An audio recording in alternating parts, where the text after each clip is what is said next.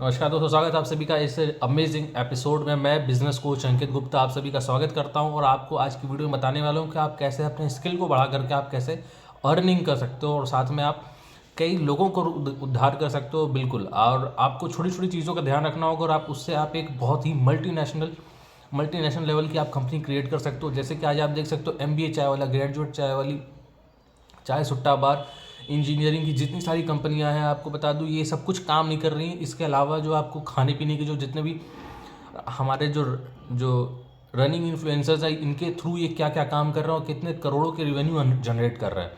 सिर्फ छोटे से स्किल से और छोटी सी मेहनत एक्सपीरियंस के बल पे आप इतने सारे काम कंप्लीट कर लोगे, आपको सोचने पे खुद मजबूर हो जाओगे।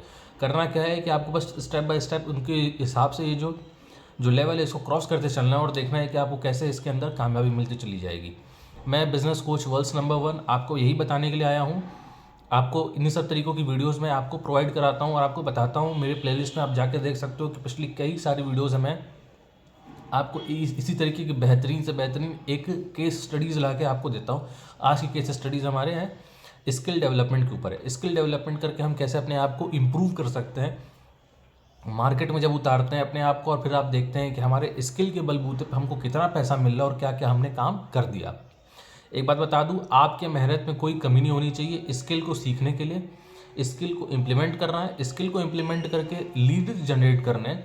लीड जनरेट होते ही आपको उससे इनकम होने लगेगी और उस इनकम को वास्ट करना है। इन 5 स्टेजेस को आज हम लोग समझेंगे कि क्या हमको समझना है, क्या स्किल चाहिए हमको, कैसे उसको इम्प्लीमेंट करना है, कैसे लीड जनरेट करनी है, पैसा कम और उस लीड से पैसा कैसे कमाना है और साथ में उस पैसे को और इंक्रीज़ कैसे करना है।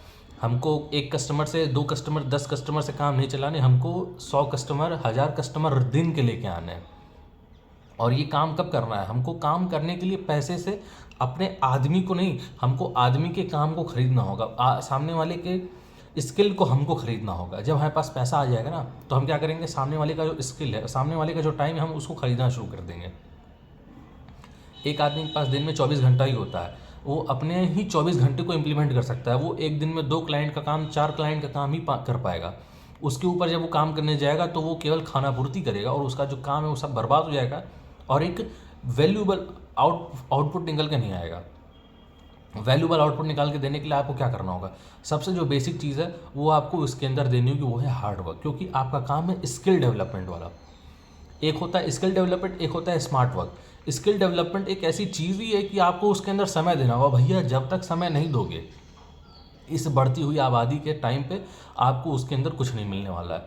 ना तो आपको उसके अंदर नेम मिलेगा, ना तो उसके अंदर फेम मिलेगा, ना तो उसके अंदर आपको क्या कहते हैं मनी, कुछ नहीं मिलने वाला है। ये आपको 3 चीज़ बहुत इंपॉर्टेंट है। आप कोई भी काम करो, इन 3 चीज़ का होना बहुत ज़रूरी है।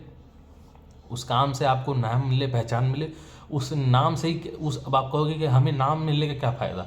ये बताओ, दिन भर आप अगर एक काम कर पा रहे हो लेकिन आपकी क्षमता बढ़ गई है, आप एक दिन में 4 क्लाइंट को हैंडल कर सकते हो, लेकिन आप चाहते हो कि हमें नाम नहीं चाहिए, मुझे हम अपना फेम नहीं कराना है, तो आपको आपके दूसरे क्लाइंट्स को पता कैसे चलेगा?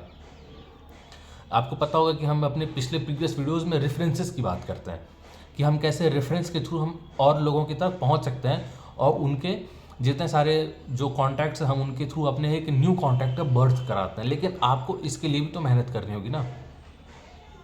लीड्स जनरेशन का ही सबसे पहला पार्ट है क्या?